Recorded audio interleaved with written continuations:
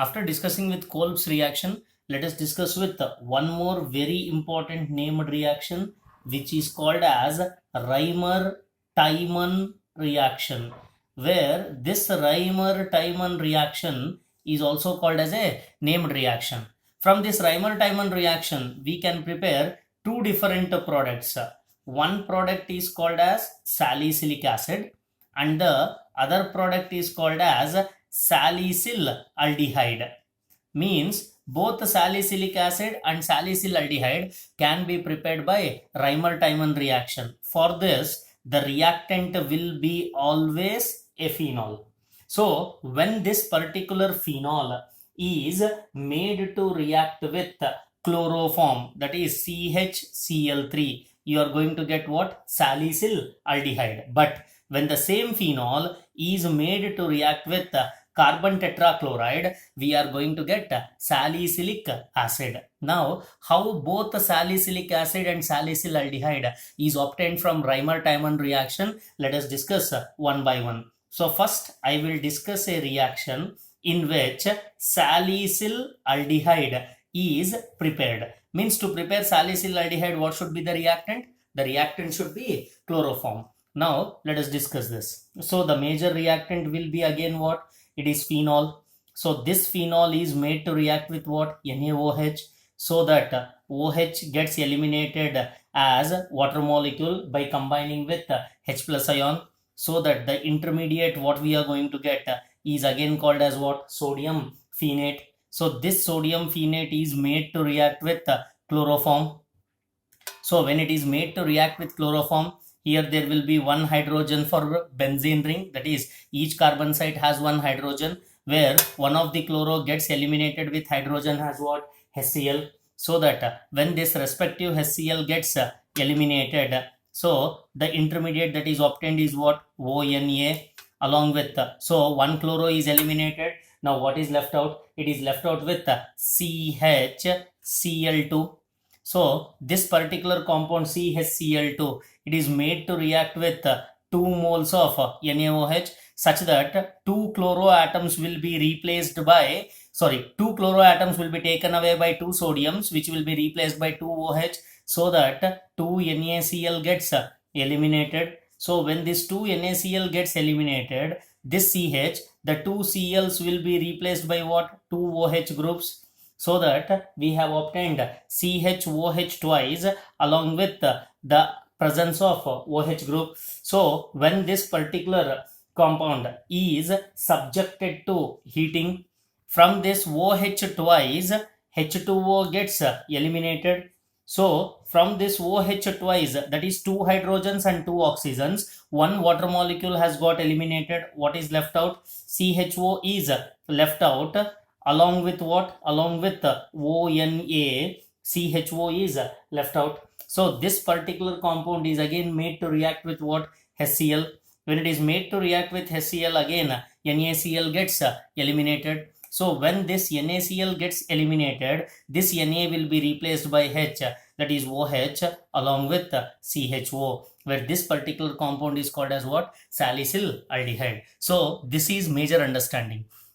One hydrogen is taken away by chloro, has HCl, so that left out is CHCl2. This CHCl2 is made to react with what? NaOH, that is 2 molecules of NaOH, so that these 2 chlorine atoms is taken away by 2 sodiums to eliminate what? NaCl, and this twice of Cl is replaced by OH twice. So in this OH twice, when it is subjected to heating, H2O gets eliminated as, actually we have what? CHOH twice. In this CHOH twice, when it is heated, H2O gets eliminated. What is left out? CHO. That CHO I have written here along with ONA. Again, when it is treated with HCl, NaCl gets eliminated to give a product called as salicyl aldehyde. So this is the method how salicyl aldehyde is obtained from a reaction called as Reimer-Tiemann reaction.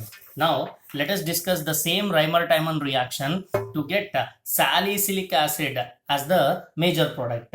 So, now let us discuss a reaction to get salicylic acid. So, to get salicylic acid, again what? The major reactant is again phenol. So phenol is made to react with again what? NaOH, so that water molecule gets eliminated, so that we get sodium phenate, that is ONA. This sodium phenate is made to react with what? Carbon tetrachloride. When it is made to react with carbon tetrachloride, here one hydrogen, same HCl gets eliminated, so that when this HCl gets eliminated, this is ONA, left out component in this is what? CCl3. So this will attach with CCl3. So to eliminate 3 chloride ions, I use 3 moles of NaOH, such that 3 moles of NaCl gets eliminated. So this 3 moles of chloride ion is replaced by what? OH ion. I can write it as COH thrice along with what? ONA. So when this particular compound is again subjected to heating, in this COH thrice, one water molecule gets eliminated. So when this one water molecule gets eliminated, again this will be what? ONA. H2O gets eliminated, means again 2 oxygens are left out, that is COOH. This will be ONA along with COOH. This is again treated with HCl. So this HCl takes away Na to form NaCl. So here what we are going to get? This will be OH along with COOH, where this particular product is called as salicylic acid. So this is the method how salicylic acid is obtained from a reaction called as Reimer-Tiemann reaction. So after knowing all this, let us discuss with one simple reaction, that is the reaction of phenol with zinc dust. So the reaction explains that when phenol is treated with zinc dust, when it is subjected to very strong heating, the bond between carbon and oxygen gets broken here, such that we are going to get benzene as the major product along with the formation of zinc oxide. So this is the only reaction wherein phenols the bond breaks between carbon and oxygen. So this is the only reaction that we can study in phenol, which gives a benzene ring as the major product along with the formation of what? Zinc oxide. Next one. So when we go through with the next reaction, there is one more particular reaction called as what? Oxidation of phenols. So when we study with oxidation of phenols, here phenol is subjected to oxidation in the presence of chromium 6 oxide, that is CrO3. So when it is subjected to oxidation by using chromium 6 oxide, we get a product called as benzoquinone. So this is known as benzoquinone. Along with this benzoquinone, water molecule gets eliminated as the byproduct. So this particular reaction is called as oxidation reaction of phenols, where we get benzoquinone as the major product. So after discussing all these chemical reactions, one of the important concept that is left out is commercial preparation of alcohols, or you can also call it as commercially important alcohols. So when we study with commercially important alcohols, we should study the preparation of two different alcohols. One is methanol. So here methanol is manufactured.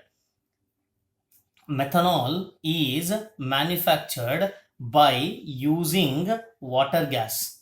So here one should know that how by using water gas methanol can be manufactured. You know the formula of water gas, that is CO plus H2 is known as water gas. Now let us discuss the chemical reaction, how this methanol is manufactured by water gas. That is, when coke is treated with steam this is not water, please remember, this is steam.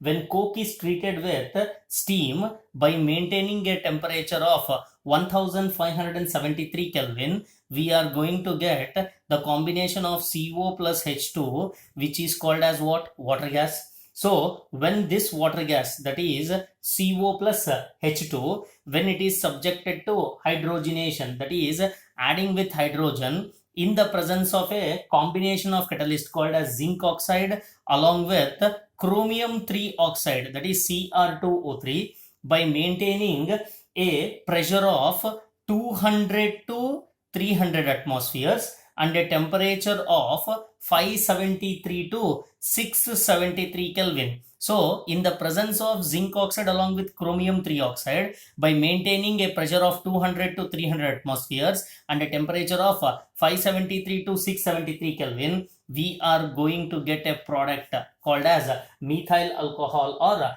methanol. So, when we study the properties of this methanol is a colorless liquid.